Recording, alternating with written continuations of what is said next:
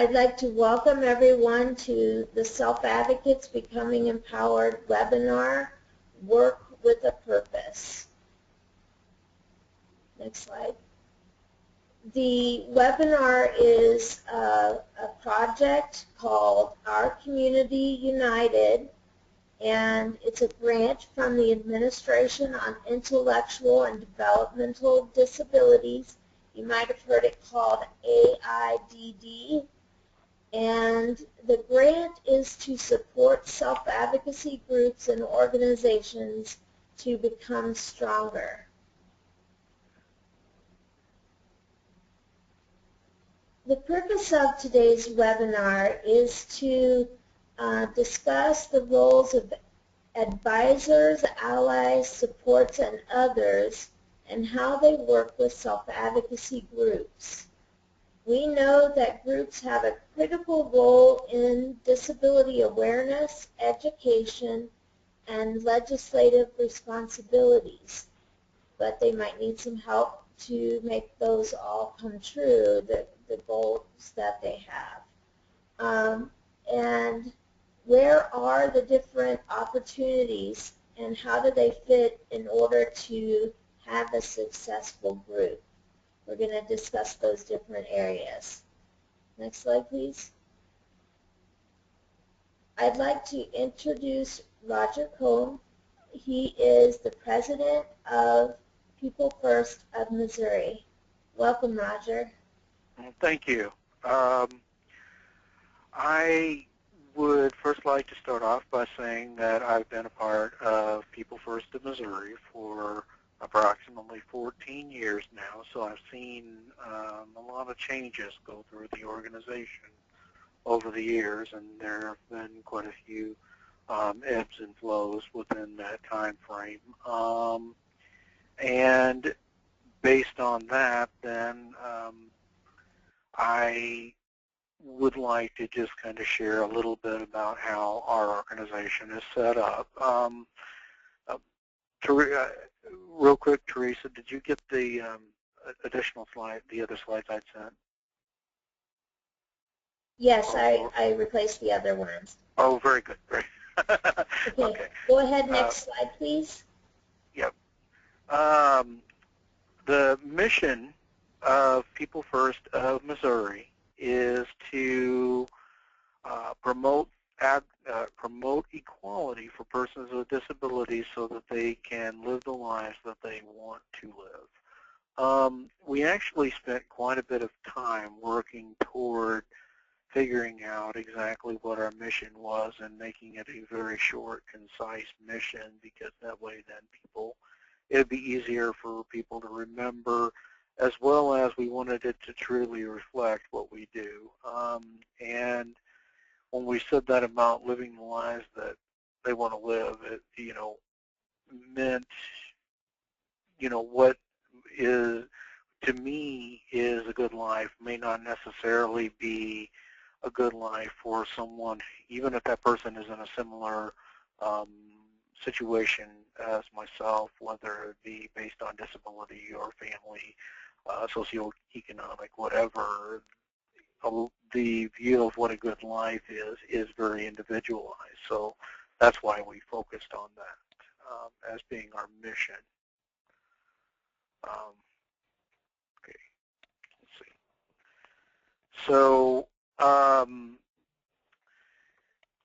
how we accomplish some of these goals is through, let's see, I think I'm at the structure. The structure of People First of Missouri is one that is just kind of set up in a tier system where we have local chapters throughout the state. And at any given time, there's approximately 35 to 40 chapters. And we probably have 20, 25 that are very, very active throughout the state. Those chapters then participate in regional events. These regional events typically are either meetings and or social gatherings where people at the local level who don't typically participate in the statewide meetings can actually see that they are a part of something larger than just the local organization.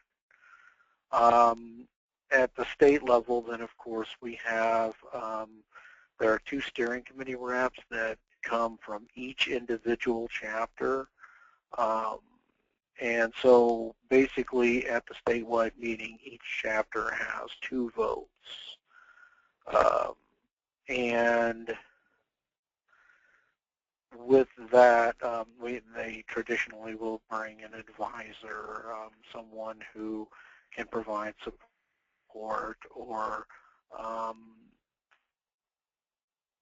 transportation or guidance or just whatever that particular individual or set of individuals within the chapter might need in order to be independent. And that's the basic structure of our organization. I think that we actually have a really good system in the fact that the local chapters, although they are individual entities, somewhat mirror the state chapter. So it gives some uniformity throughout the state. Okay, moving on to some of our levels of support that we have. We receive support from the University of Missouri, Kansas City, the Institute for Human Development, so I will refer to that as IHD. IHD provides quite a few types of supports for us and has provided support for many, many years. I believe that they have actually been involved in assisting People First in Missouri since it came into existence back in the early 90s. We also receive support from the Developmental Disabilities Council. The Developmental Disabilities Council provides a variety of resources for us,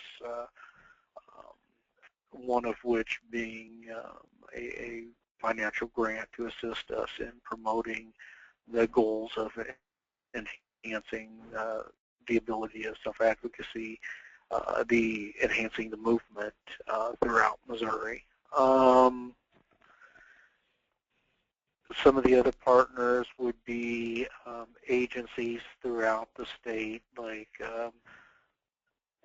here in Missouri we have support agencies that many times receive tax funding. We call them Senate Bill 40 boards. And a lot of times these entities will actually provide a individual as, to provide support. So it is similar to the state level advisor, but it's just a little bit more close niche. So there are agencies that do that. Volunteers, we do actually have several individuals within the state who provide service to chapters that are advisors for chapters that don't get paid anything for doing so. They're not associated with an agency or anything like that that actually allows for them to actually receive any compensation for what they do. And so those individuals, I always want to mention those within a presentation because they are a valuable asset to the organization anytime someone cares enough about the movement to participate regardless of whether they get paid or not. Moving on to the next slide, remind me, Teresa, if you would please, I believe this is talking about the Institute for Human Development. Yes, this one is talking about the Developmental Disabilities Council. and Okay. the level of support that they offer? Very Teresa, good. the one before that was talking about what he wanted to talk about. The slide that you just left. Okay. Can you go back, Juliana? Let's take a peek at that.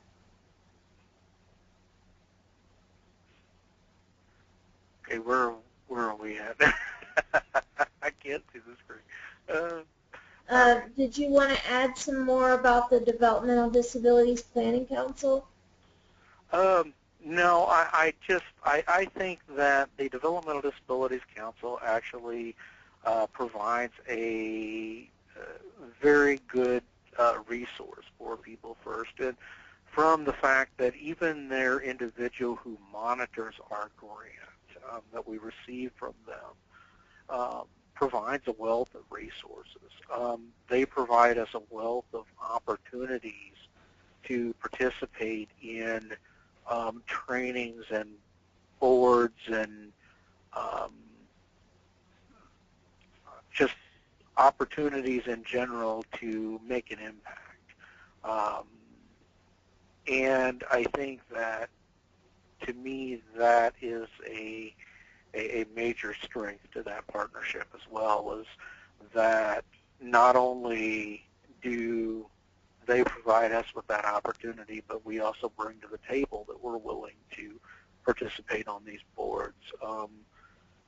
We have co-collaborated with organizations, with the Developmental Disabilities Council, with Institute for Human Development, Missouri Protection and Advocacy, the Division of Developmental Disabilities. We've collaborated with on grants and VISTA projects and things like that. And so I listed a couple of things here, what they do for us, but I think that the overall message that I'm wanting to convey is the fact that we not only receive assistance in that, we provide it back in return, because we have members that serve on many, many boards and committees throughout the state. University of Missouri, Kansas City, IHD, has, like I said, provided us with a lot of resources throughout the years. One of the things that they provide for us is they allow for someone's time, for a portion of someone's time, to count toward assisting People First of Missouri. They do a lot of in-kind staff work that comes along with that. They provide coordination for the steering committee meetings, which we hold quarterly. They provide coordination for assisting us with getting things together for events. We hold an annual camp. We hold a biannual conference. And so a lot of what they do is provide that support throughout the process of making sure that the reservations are in. Sometimes it's very helpful, like when you have people where the executive committee is stretched out in all four corners of the state, to have someone that information can get sent to, and that information kind of get put together into one unilateral form so that it actually makes sense. And that's a large portion of what they do. And those advisors at that level, they are very very useful to the movement, in that I want to go back to, like, when I first started, and Shelley Reynolds was around. She was our advisor, and I don't know if many of the people on this call might know Shelley because she's pretty well known. But she did a lot for our organization in that she, helped to organize and put together kind of a mission of what we wanted to do. I would outline, this is what I want to see happen over the next few years, and then she would help me to present that to the officers in a way that that we were able to get the organization moving forward and growing and coming together as a state in a little bit more of a unified manner. So when it comes to switching out advisors and or leadership, I guess the level of training depends upon the individuals who are involved. Sometimes we have to provide quite a bit of training to the individual if that individual is, say, used to working more with family members, or say they're used to working with children or whatever, then it's a little bit of a gear changer for them to switch to actually working with adults with disabilities and working side by side and having a partnership. But then again, sometimes you have individuals who have been involved in the movement for quite a long time, then you really don't have to do a lot of training. And the hope is that the support that the individual provides, at least from my perspective and the perspective of many of the officers throughout the years, is that we want the supports to provide as much support as we need, but at the same time, when it is something that we can do independently, then we try to do so. So I guess that overall is a breakdown of what the statewide organization here looks like. Are there any questions in regard to our state organization? Juliana, would you open it up for questions for a moment?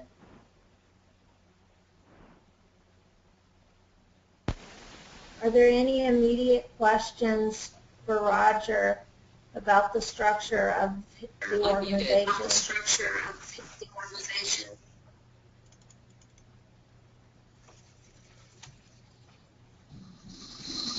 If you have a question, raise your hand. Again, when Roger is done. So let's go ahead and continue on then. Thank you. Next slide.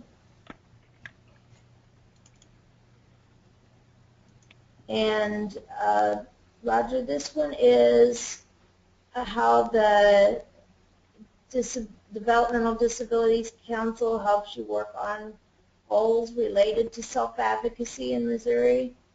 And the person who monitors the grant for the DDC is asset to in regards to information. I think what I kind of did was I forgot to say move to the next slide on some of this. Yeah. Because I think I covered a lot of this, and I just didn't ask for the slides to kind of be moved forward. Okay. Because for the most part, what they do is we outline a set of goals.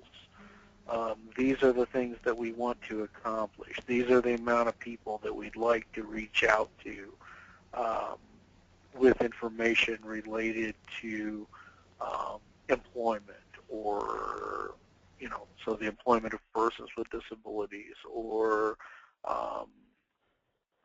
in regard to accessibility, or legislative advocacy. And they kind of monitor it and help us kind of keep on track that we're actually either meeting our goals or we're not.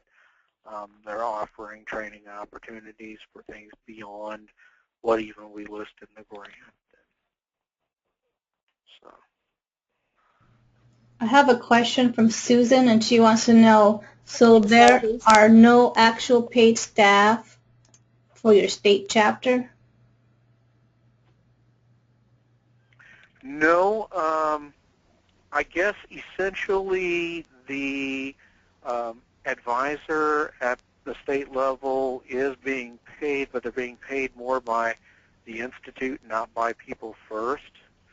And a lot of the advisors at the local level are being paid by agencies and not by their local chapters. Now, we do have a few chapters in our state that are large enough that they actually have grants that they pay for staff. But the majority of the grants, the grant that we receive at this time goes directly into meeting those goals. It goes directly into the expenses of the business as opposed to paying a direct staff. So, yeah, no, we actually do not have a paid support at this point. Would like to see that in the future.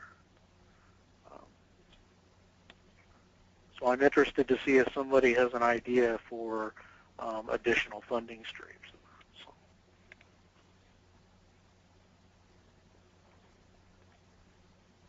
Other questions?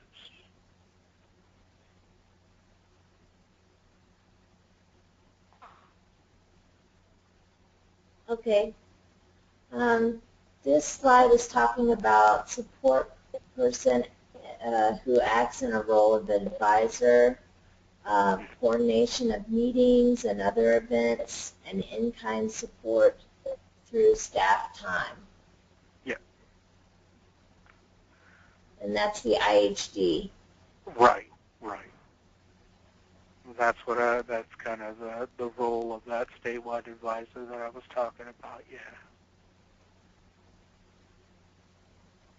I apologize. I should have broke my thoughts down into these slides. No, that's okay. So right now, just to clarify, the supports that you get, People's at IHD have some of the activities written into their job description to help you guys, but they're not directly paid to help you guys. Right. There is an approximate indirect cost that occurs out of our grant. There's an approximately 9.7% that is actually paid to IHD for handling that grant and for providing the assistance to People First. But it doesn't really, it in no way comes close to equaling what they do for us. So. Okay. And then the next slide is support changes through the years. As job duties changed, People First has had several advisors throughout the year. The level of training needed varies depending on the person. You've answered this quite a bit, but do you have any other thoughts to add? No, I really don't. And I mean, I would entertain questions in regard to that if there's anyone who's having difficulty with that. So this slide is in regards to some of the people that have been advisors that needed training, and some advisors have been experienced with the group and don't need as much training. Right. Okay. And I mean, it pretty much comes down to certain individuals do even if they have training and experience in the movement itself, they still might need training as far as what are the goals of People First in Missouri. What are we wanting to work on? And I mean, so, for the most part, we've been pretty lucky that there aren't a whole lot of individuals that have come in with preconceived ideas of what we should be, what we should be doing, and they've actually been very open-minded and listened and learned about the group first, and then maybe provided advice for how we should achieve the goals we want. So I mean, we've been pretty lucky in regard to that. But there again, another thing is that it also takes a strong leadership within the organization, not necessarily the president, vice president, whatever. It takes individuals with experience, whether they're an officer or members, individuals with experience that are willing to speak up and say, this is not what we're wanting, this is not working for us. And then being professional about it and working toward what is going to work for you. So at that time you kind of regroup and say, okay, we need to get this person up to speed. They're kind of pushing their agenda. Okay. Is that what you, in general, and it takes the advocates to redirect that person and get them on track with what's going on with the group. Right, yeah. And, and I mean, like I said, we've had a variety of individuals who have, had family members with disabilities to individuals who were just very interested in that, to individuals who were interested in public administration, to individuals who had more of a marketing background, which has its benefits as well,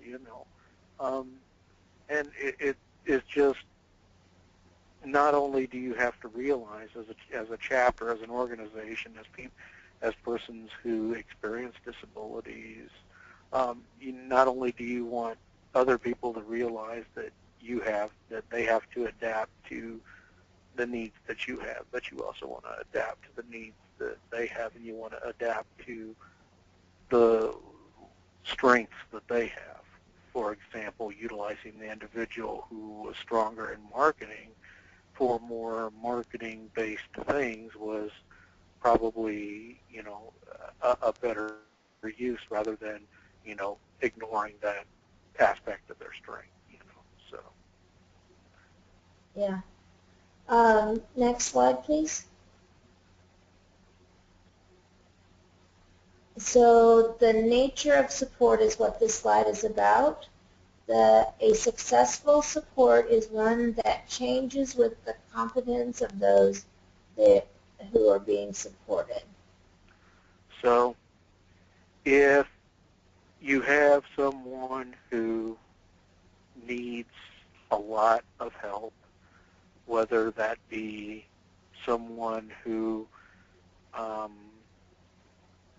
is maneuvering through an agenda and they, for whatever reason, are unable to read that agenda, and they need support on reading it, maybe support on organizing timelines and things like that. A good, strong support will provide that support in a way that is somewhat invisible of that it's actually occurring, but will provide a strong level of help. But at the same time, as that individual finds a way to do things more independently, whether it's through assistive technology or learning to adapt or memory or whatever, then that support, a good support, will also learn to kind of step back. So, and that's kind of where I was going with that, is that, that's what we look for in a support person, is someone who will step forward when needed, but at the same time be willing to kind of step back as people gain strength. Okay, Perfect. great. Next slide, please. Any additional questions for Roger before we move on?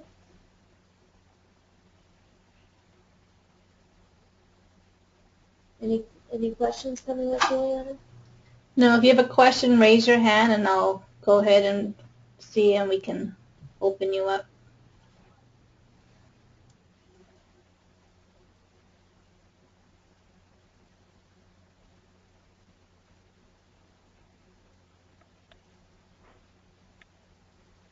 Okay, Roger, we're Actually, going to go I ahead have, and move to our next speaker, but... hang on, I have one from Adam. Oh, okay. Adam, all right, you're Okay. on. Adam, go ahead.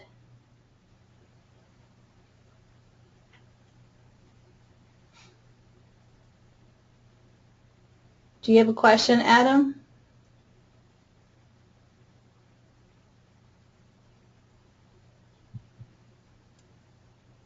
I'm not hearing anything. No, yeah. No, we're not hearing it either. All right. Okay, Adam, if you do have a question, you can also type it in the lower part of your screen. You can type in a question to Juliana, and she will help you get your question answered. We will go ahead and move on to our next presenter. Next slide, please. Thank you all. Thank you, Roger. Hang out with us, please, because we'd like to make sure that there's no questions at the end, okay? Will do. I do have one more question for Roger. It's from David. Okay. Okay. He wants to know if you're a 501c3. Yes, we are. Awesome. Okay. Next slide, please, Julianne. I'd like to introduce Vanessa Quick. She is with the National Down Syndrome Society. Thank you, Vanessa. Next slide, please. Go ahead, Vanessa. Okay, well, thank you, Teresa, and thank you to Self Advocates Becoming Empowered for asking me to participate on this webinar. Just a little bit about me. I'm coming from the perspective of a paid staff member. My title is Director of Educational Programming, and one of my duties here at the National Down Syndrome Society is to be the staff liaison and coordinator for our Self-Advocate Advisory Board. And doing this, I ensure that self-advocates, I and the board, ensure that self-advocates are included and represented into all aspects of our organization. So I'm providing support via NDSS, National Down Syndrome Society, to self-advocates. So, a little bit about the National Down Syndrome Society. Our mission is to be the national advocate for the value, acceptance, and inclusion of people with Down syndrome. We are a 501c3. We have about 14 or 15 staff members in 2 offices, one in New York City and one in Washington, D.C. The Washington, D.C. office is focused on legislative advocacy. Our vision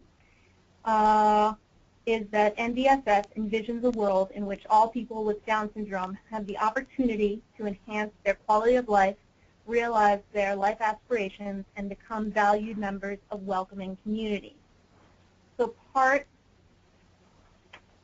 of making sure that that is reality is the work of our Self-Advocate Advisory Board.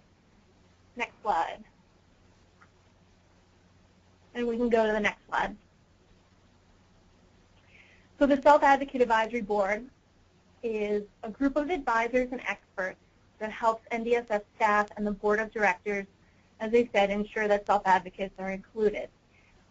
We have a board of directors and then sub-boards based on interests of members of the community and members of the board of directors, their interests and talents. So we have like a finance board for the money stuff, and we have a communications, and we have the Self-Advocate Advisory Board.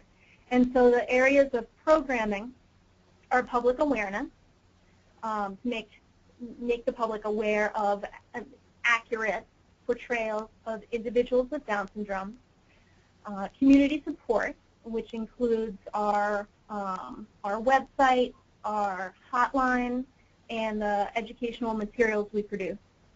Our National Buddy Walk program, which is an advocacy and fundraising initiative where walks are held in 275 communities around the country, and advocacy, which is our political advocacy work that we do primarily through our Washington, D.C. office. Next slide. Unfortunately, wasn't able to get any of the members of the Self-Advocate Advisory Board to join us today, but I wanted everybody to get a chance to meet them. So we have Chris Burke, who some of you may know as the actor who played Corky on the TV show Life Goes On. Mitchell Levitt, and Mitchell is an advocate. He works as the Self-Advocacy Coordinator at the Westchester Institute for Development. Havrick Lawless is our youngest member of the board. He is a senior in high school and lives in Wichita, Kansas. Mitchell and Chris are both out of New York City. Mia Peterson, who was the first ever self-advocate on the board of the National Down Syndrome Society. She lives in Iowa and is involved with People First of Iowa and the Governor's Council on Disability. Next slide.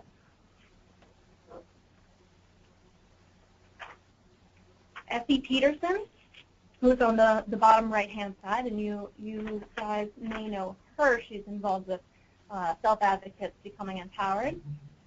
Erin Thompson, who is out of the state of Virginia, and she works at Rosetta Stone, which is a language, they make like tapes and CDs to learn foreign languages. She works in their offices down in Virginia. Anita Raghavan is a parent and a physician, and she is based out of Wichita, Kansas. And Sarah Wolf, who works in a law office and is active with the ARC of Northeastern Pennsylvania as their self-advocacy coordinator and self-advocacy specialist. And she's in Moscow, Pennsylvania. Next slide. Okay, so the board works on a number of projects.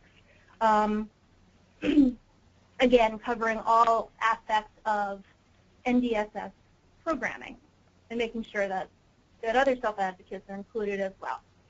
So one of them, a big one, is our Buddy Walk on Washington, and that's our political advocacy conference that we hold each winter in Washington, D.C.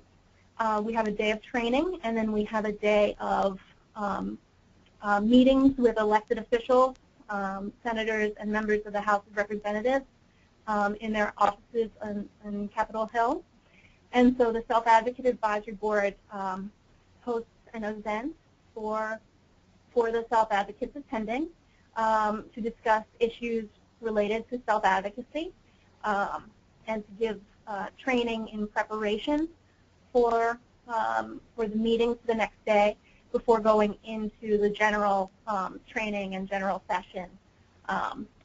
But so they host that event and speak and take care of various responsibilities there. They're also involved in our DS Ambassadors program, which is also related to political advocacy. We have ambassadors in all 50 states, and these are members of the Down syndrome community supporters. So family members, self-advocates, anybody who is interested in making a change through the political system for people with Down syndrome and people with disabilities in general. Because at that level, of course, you're not really just pegging Down syndrome, it's disabilities as a whole. So that's one thing that our self-advocates are involved with, some more than others based on their interests. Another duty of the Self-Advocate Advisory Board is selecting our honorees. This would be for awards given for an outstanding advocacy. Somebody may be honored at our flagship Buddy Walk in New York City. We have an award that's given at the Buddy Walk on Washington. And then our scholarships, which are our post-secondary and college scholarships for individuals with Down syndrome. And there's a pretty thorough application process. And so one thing our Self-Advocate Advisory Board does is review the applications and decide as a committee who is going to receive scholarships and for how much. Next slide. Okay. Our Goodwill Ambassador is Chris Burke, and he's pictured there with a poster from his Life Goes On days as a celebrity and recognized individual with Down syndrome. He's often asked to make public appearances, make speeches, and so his role as a public figure is to represent individuals with disabilities in a positive way. So he does that. He also works in our office as a paid staff member. He is an administrative assistant and helps with our community support programs, and there he is working with one of our interns, Stuart. And another program is our Migrate Story campaign, which you'll see Sarah Wolf is there featured in this advertisement, and it was placed in newspapers and billboards around the country and magazines like Sports Illustrated and Vogue, things like that. And it was a way to spread awareness about people with Down syndrome and the abilities that they have. So next slide. Okay, so now we want other people beyond just this one board to be included in our programming, right? And particularly other self-advocates. That's what the focus of the board is, and how do we recruit people to participate and get involved in our activities, and then how do we retain them and actually keep people coming back. Next slide. So and this can be for volunteers, for self-advocates, allies, and supporters. And to get them, we've really got to start with the board, right? So we have to have a strong, organized board to be that foundation to recruit people, you know, because volunteers, other people who may want to become involved, self-advocates or allies or supporters, volunteers, are going to be drawn more to a more sophisticated program and infrastructure. So that starts with the board. And so when you're working with the board, we are a group and we're a team and we collaborate as such. But the role of the coordinator, my position, is to also be able to identify our board members' strengths. So let's say somebody is really into social media, like always on Facebook, knows how to do all that stuff, then he or she would be perfect for doing social media stuff. So we want to identify strengths and work on them individually.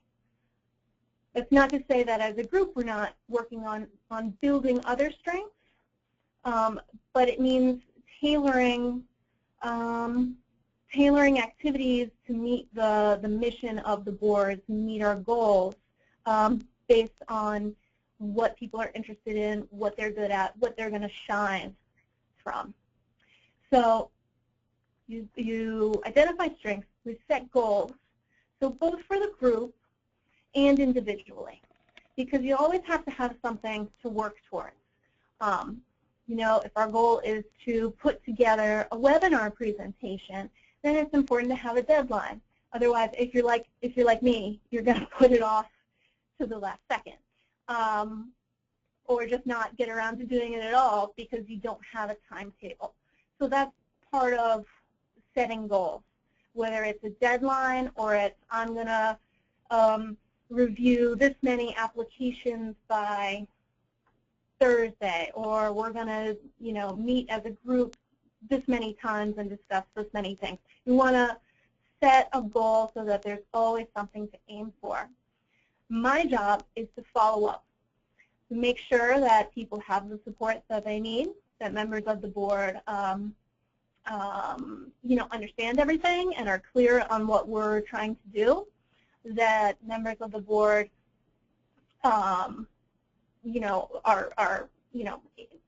want to be doing this work, that everybody is satisfied, that everybody's opinions are heard. Also, nobody feels shut out. It's a small enough group with 8 members that can be done to provide support to those who may need it more than others in different circumstances. So that's my job, to make sure everybody is contributing and everybody is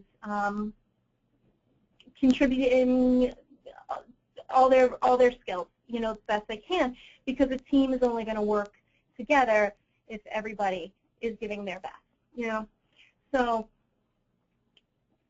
we want to follow up doing that either with calls or emails and just staying in touch.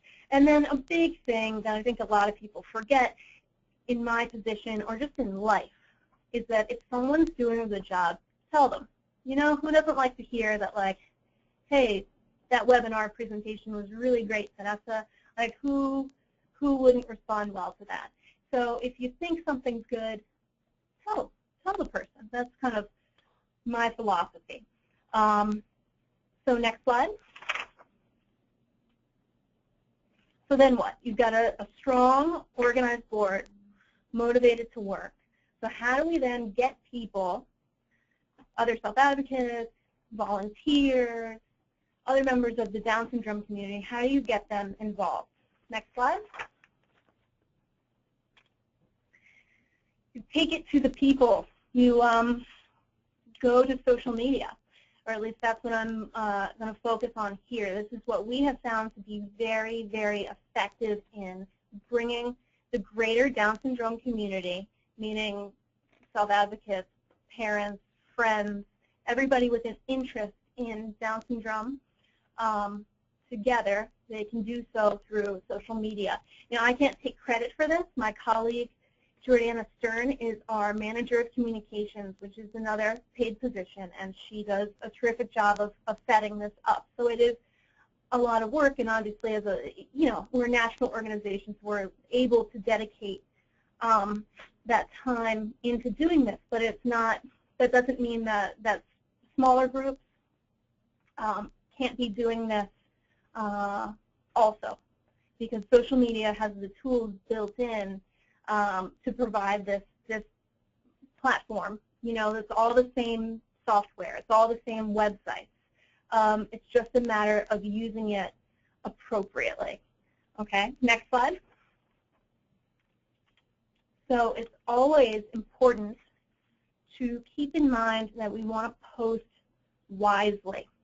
For any of you who are on Facebook or Twitter or any of those, you know that when you like a site or like a group or whatever, and they are posting constantly 5 times a day, just stuff. That gets old pretty fast. So you don't want to send too much junk out there. Even if it's not junk because it's part of your group, but you don't want it too much. You don't want to overwhelm people. Another thing is you don't want people to forget about you. So you don't want it to be too little. You got to find that balance that's right for you and your group and your community. But either one can kind of get you, can turn off your base. Okay? So also, when you do post, make it something worth saying. Make it something that people are going to want to read. Because if it's a lot of kind of fragments or like half of an idea, that's another thing people are just going to not pay a lot of attention to. And I think we all know, if we've been on Facebook, we've seen these, these things, where people post too much and it's, not worth reading. Everything, photos go a long way.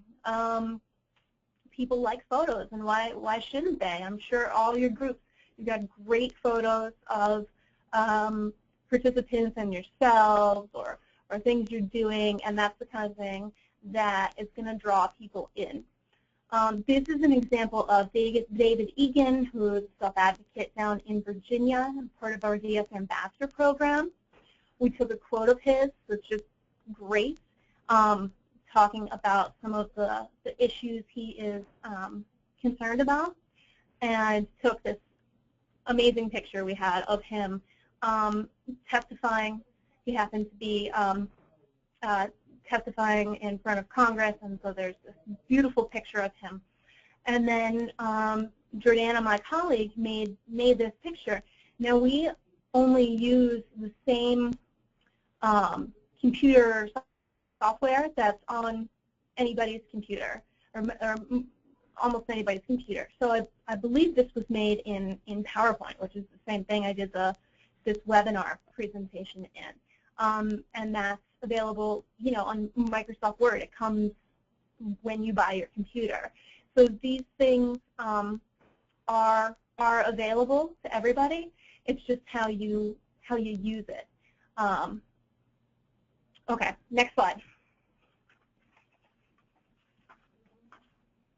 Okay, so another great tool of Facebook is groups, because you can establish a group for your program, and if you have multiple programs in your organization, then you can have multiple groups, or maybe you just have one initiative that you're working on, or maybe it's just the self-advocates who are involved, or maybe it's just the allies. However you want to break it up, it creates a space that's dedicated to a topic, right? So they can discuss just that one thing, and they're part of that group. So this image here, this is our DS Ambassadors group. So people get on that, and they can write something that has to do with the DS Ambassador program, or something to do with political advocacy. And so everybody who is part of that group wants to be there. They have joined it, and they want to receive those messages. Because if we sent out messages about political advocacy to everybody who likes the NDSS page, a lot of people wouldn't go for that, because maybe that's not their thing. They're more into community support or media stuff. For whatever reason, this is an area that's dedicated to a topic. And so people can hold this group conversation in this space. And one thing to keep in mind, if you do this, is you want to keep the topic, the conversation, relevant to the topic. So here, people don't discuss other issues concerning Down syndrome. You wouldn't say, I'm looking for a school, or what's a college program, because this is the area to talk about political advocacy. Okay, next slide. So when you're thinking about how to get people, any kind of people, self-advocates, allies, supporters, anybody involved, it's good to remember that people want to be involved. They do, because people call up here all the time asking, how do I get involved? Often they just don't know how. And I think it's up to us as people in the infrastructure of the organization, as people who are in charge, to make sure that the public knows what they can do. So it's important to find ways to really clearly state how someone can be involved. So whether that's through Facebook or a website, or making flyers and putting it up at the library, or just, you know, anything you can think of. It needs to be clear. If you're looking for participants, if you're looking for volunteers, be clear about how people can do that. Because maybe somebody who didn't even realize that they would want to be a part of your organization sees that and says, "Oh, hey, that might be a good fit for me." So, next slide. On behalf of NDSS and our Self-Advocate Advisory Board, thank you very much for listening to this presentation. I hope you got something out of it. Next slide. So we're going to open it up for questions for Vanessa. While we're waiting, Vanessa, just to clarify something that I had a little question about, your position is to support the self-advocates, is that correct? Yes. That is one of the things I do in my position here, but yes. And how many self-advocates do you work with on the board? So on the board, we have 1, 2, 3, 4, 5. There are 6 self-advocates on the board.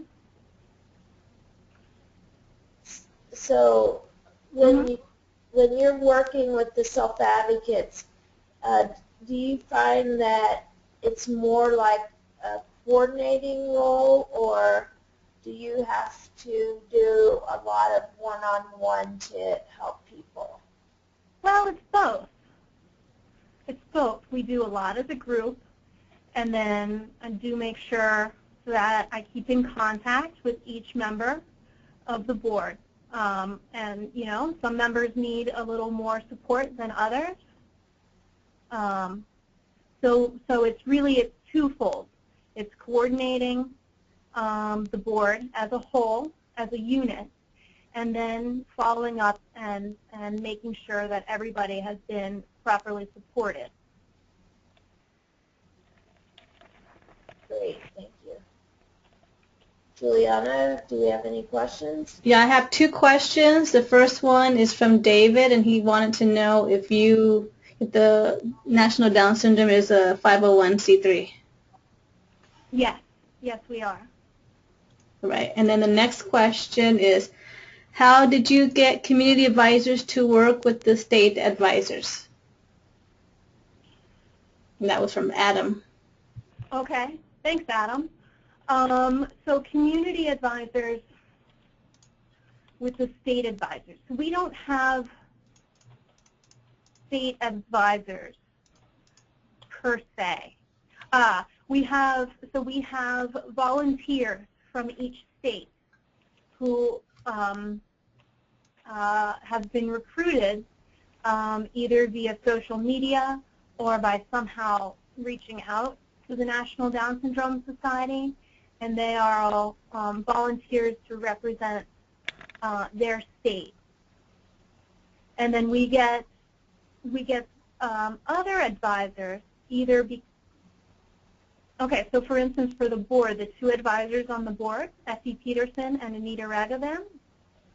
Essie is a very accomplished professional in the disability rights movement, and so she was approached and asked if she wanted to be a part of this and join the board.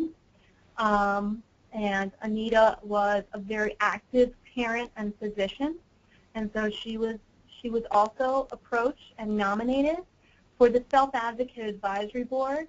All the same rules and procedures apply that do to all the other boards and the board of directors.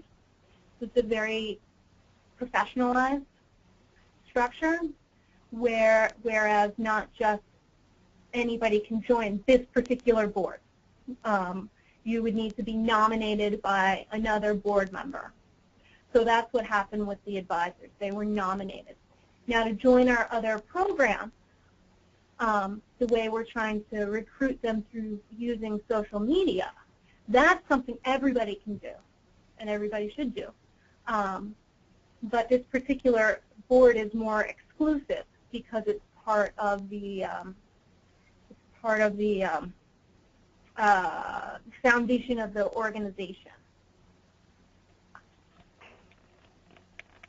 Thank you. Any other questions? Yeah, I have two more so far. The next question is, how do you seek cultural diversity on the Self Advocate Board? And do board members pay their own expenses to participate in meetings and national activities like the DC Buddy Walk? And that's from Susan. Great question. Okay, so diversity is an issue. We want people representing from all different aspects of our society, right, of our culture from the U.S. So we try to get individuals both on our National Board of Directors and on our sub-boards like the Self-Advocate Advisory Board to be from the different part of the country because we do serve the whole nation. So, for instance, with the Self-Advocate Advisory Board, we don't have anybody from the West Coast, which is something we would look at when nominating another board member. The board is on a term limit, so they can only serve for so long, just like any other board member in the organization, and that's just how it's structured.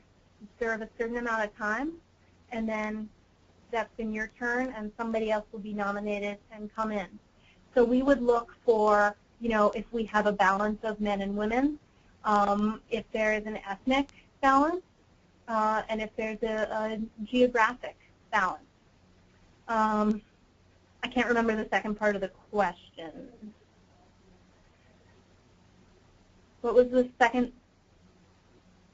All right, the second part. Oh, expenses? Yes. Expenses, okay. So that depends. We may have, let's say we may comp the hotel room for the board members and they fly out or provide their own transportation. It really depends on what the event is. And what the situation, you know, how much, we're a national organization, but, you know, there are still budgets. So basically it depends. It depends.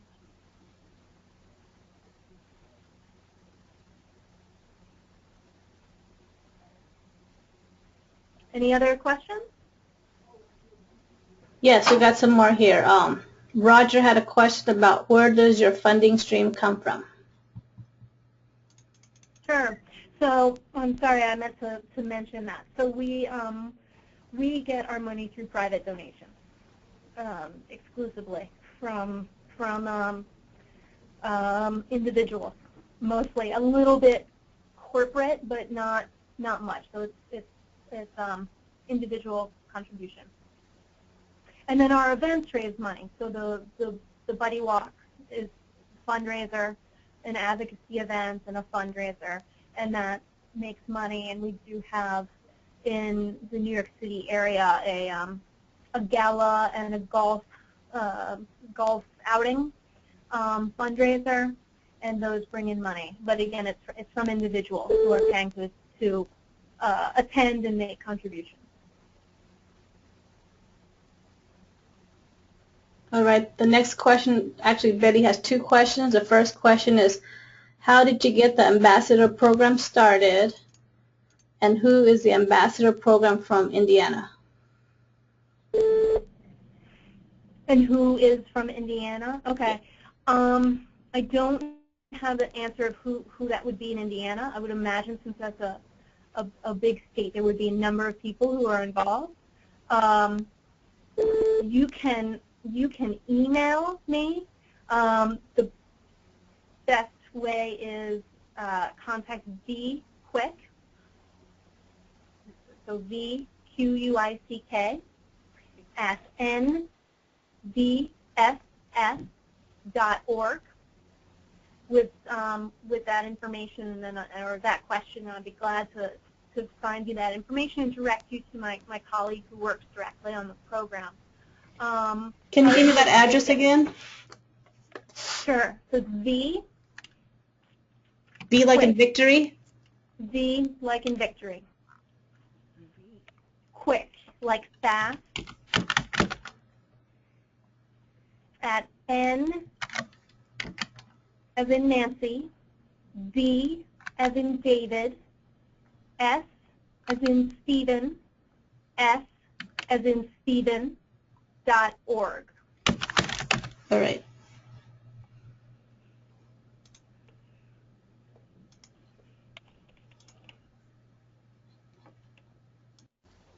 Okay, how are we doing on our questions?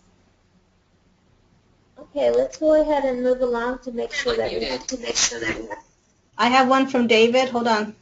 Go ahead, David. So that we have time for our presenter. Yes, this is Lee. I was going to ask if you have national sponsorship, and if so, who is it? Or how you got it. Okay, so we have a Vice President of Communications. Excuse me, we have one of those, but we have our Vice President of Development who works on sponsorship. And I know that we do, from time to time, have sponsors. I cannot think of who it is. We don't have a primary corporate sponsor. For the Buddy Walk program, there would be sponsors for each individual Buddy Walk that the local organizers would reach out to and get, and then also nationally. But I'm sorry, you're talking to the wrong person about that. I can't tell you exactly who it is. Okay. Thank you for your questions. We're going to go ahead and move on to our next speaker. This next speaker is Betty Williams. She works for the ARC of Indiana as the Consumer Education and Training Coordinator. Thank you, Betty. Next slide, please.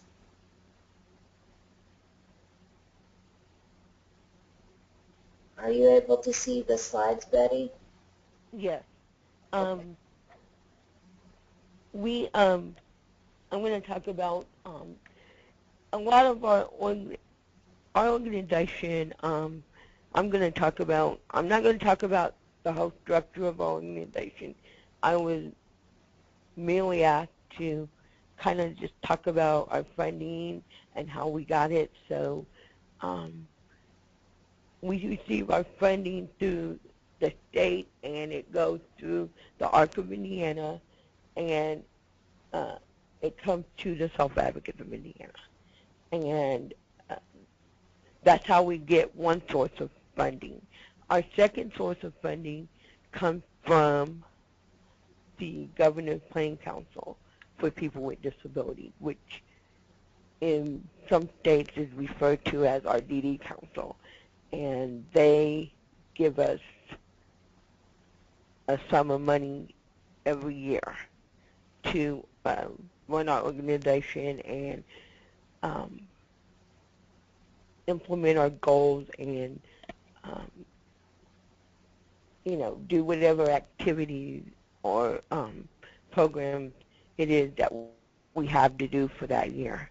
And we have a set of goals every year that we are supposed to accomplish with a number. There's a number set with each one of those goals that we have.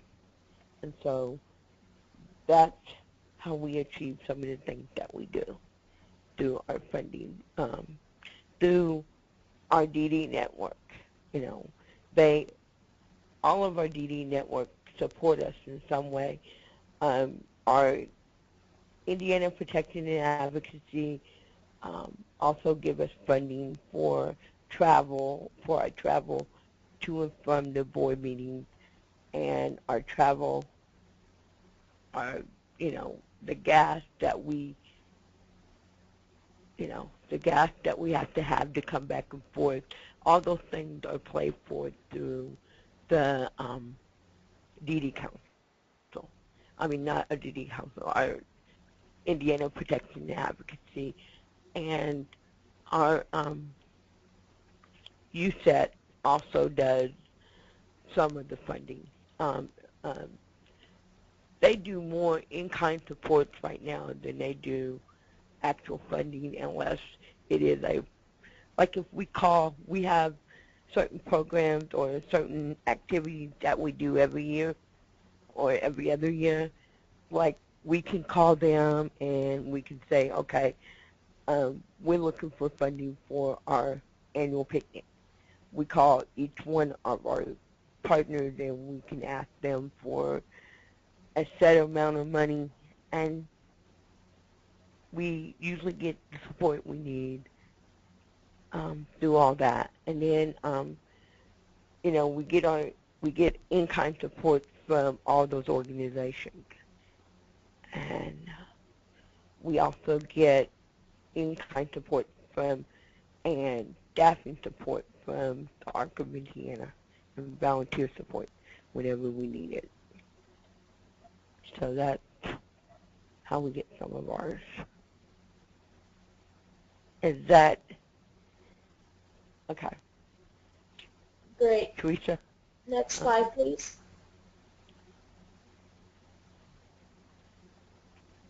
Okay, and we also get funding. Now, this is where we kind of differ from the Missouri group right now.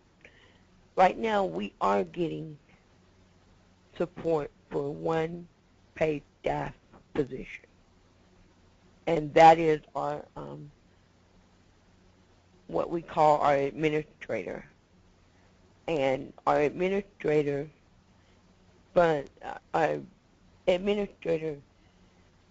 funding comes directly from the state of Indiana. The board of directors is also her boss. So she gets her direction from the president of Self-Advocates of Indiana and the board of directors of Self-Advocates of Indiana. And, she kind of takes her direction from whatever it is we want, or whatever it is we say we need support with. That's what she usually does. Now, we have a brand new administrator right now. She's been on the job less than 2 months. Her first task as the new administrator for Self-Advocates of Indiana was to help us organize our semi-annual state conference. So you can kind of imagine how stressful that was for her first couple of months on the job. So she's brand new on the job, and she's already went through planning our annual conference. Okay, next slide, please.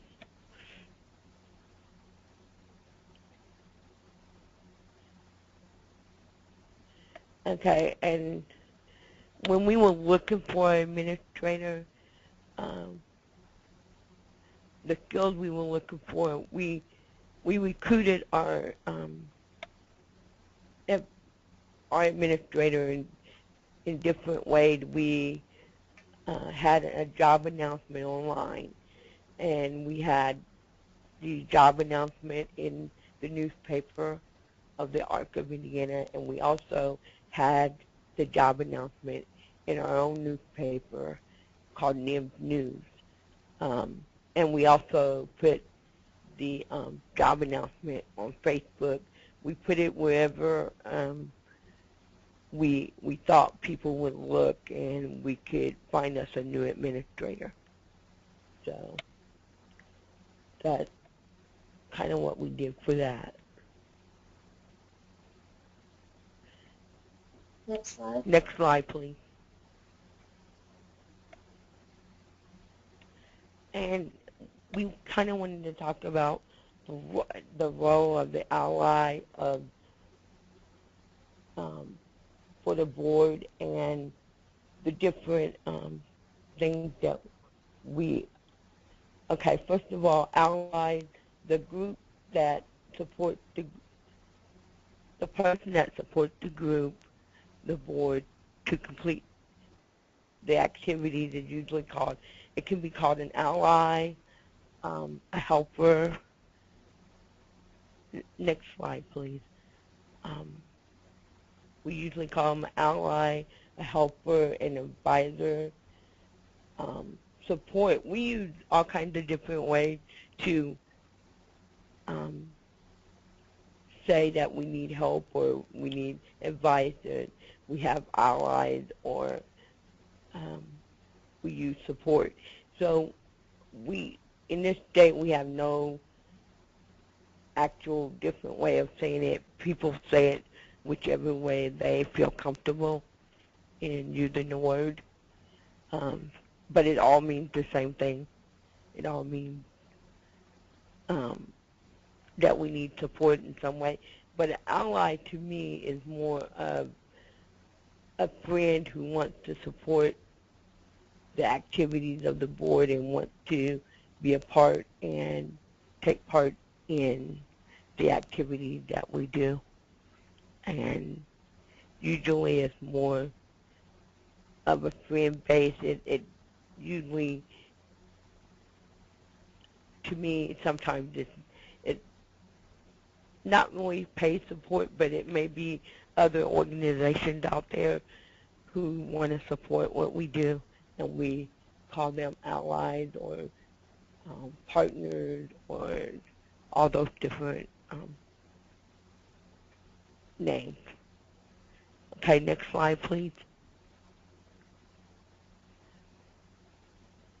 Instead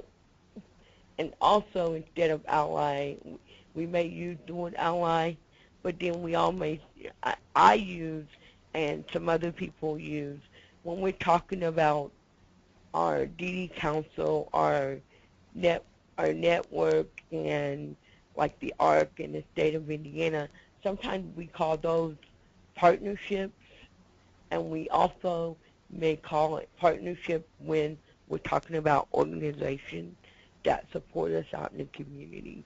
We may be talking about all the different partnerships that we have with all these different organizations. For example, our relationship with the DD Council may be considered a partnership because not only do we do stuff for them like sit on their boards, we also have people who sit on the board of the University Center on Excellence, which is our called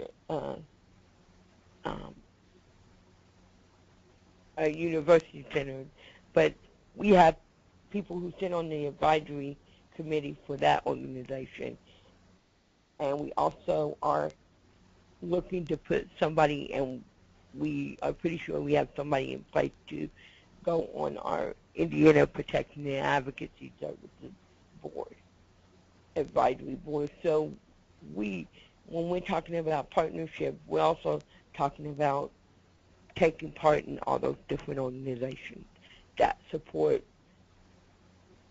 our mission and what we do and what's important to self-advocates. Okay, our next slide. And I think that's it. Anybody have any questions? I have one question so far, and it's from Roger. And he says, so is the funding for the administrator built into the DD grant, or is it a funding support from another source? From the advisor, that is built into a grant or a contract. I think it's actually considered a contract that we have with the state of Indiana that comes with a lot of different parts to it, but one of the parts that is funded is the administrator for Self Advocates of Indiana. And I think it took us a while to accomplish that. First, they had to see that we could accomplish the different things, that the different projects and tasks that they had for their self-advocates to do, and then later on we could have serious conversations about funding to support self-advocates and what it is we wanted to do and how we wanted to do it. And the first thing we knew was that we needed support to be able to do that. Does that answer your question? I believe you did, Betty. Okay. Okay. All right, the next question is from Susan, and she wants to know, are all Self-Advocates of Indiana chapters affiliated with ARC chapters in Indiana? Are there any other self-advocate organizations in Indiana? I'm not going to say all of them are, but for the most part, they all are, and most of them are affiliated with the ARCs, the local ARCs in Indiana. I would say 95% of them are. At least 95%.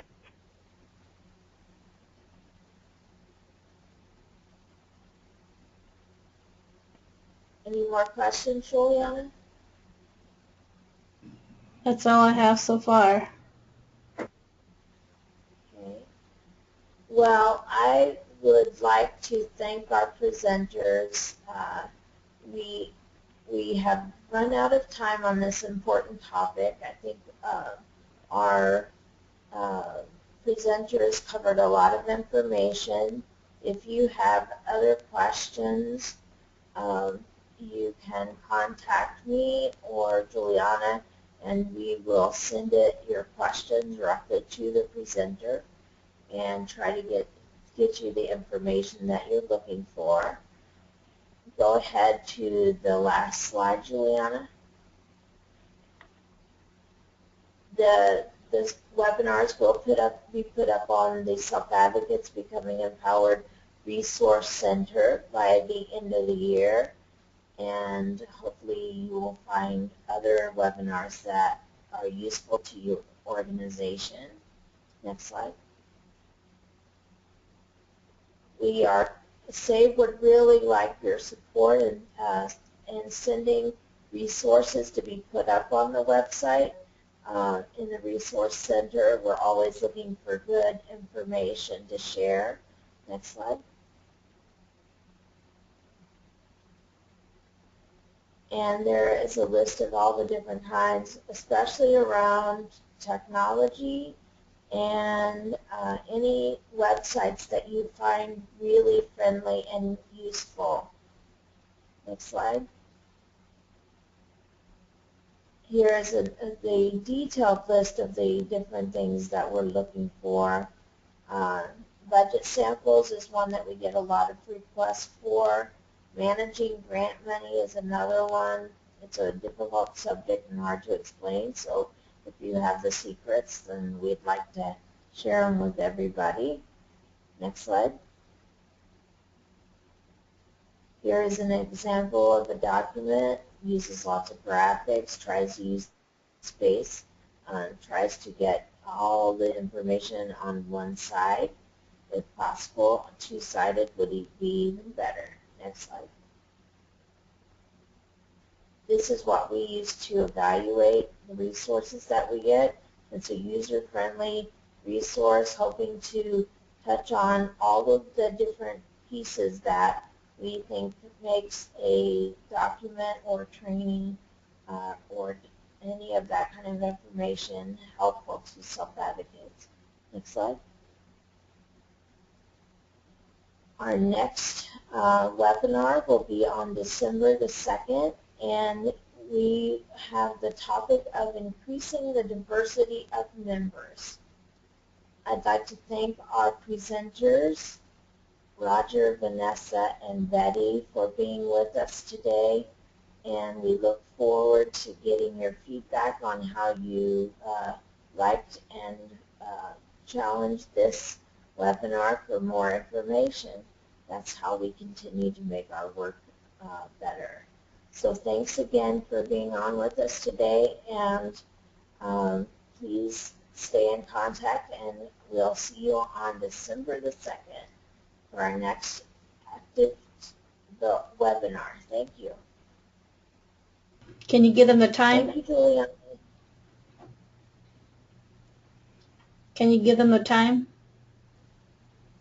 Oh, it's 3:30 to 5 Eastern Standard Time. Thank you.